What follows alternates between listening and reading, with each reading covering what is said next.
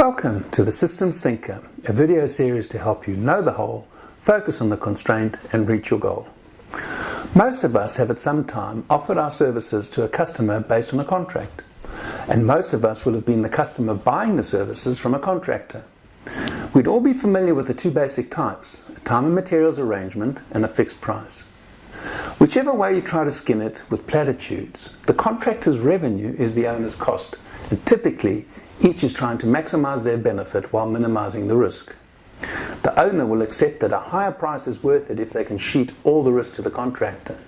The contractor accepts the fixed price, and the wily amongst them will be on the hunt to make claims for variations that the owners failed to include in the original scope. If the arrangement is time and materials, the owner becomes suspicious that the contractor is taking advantage and stretching out the work to maximize their benefit. On the other hand, the contractor struggles to justify their motives for applying more resources when they know they're under suspicion from their owner counterpart.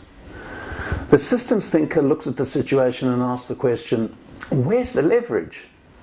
If you draw the system boundary around both the owner and contractor organizations, how do they work together to understand the dynamics of profit for the larger construct? What can each do for the other that would decrease risk while increasing productivity?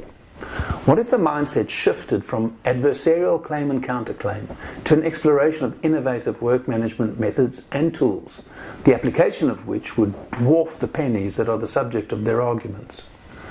For both the owner and the contractor to get the benefit of the value locked in the global system of which they are both a part, they have to find and focus on its constraint.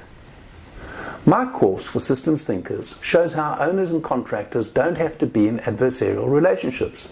To learn more and experience what I mean, click the link in the comments below.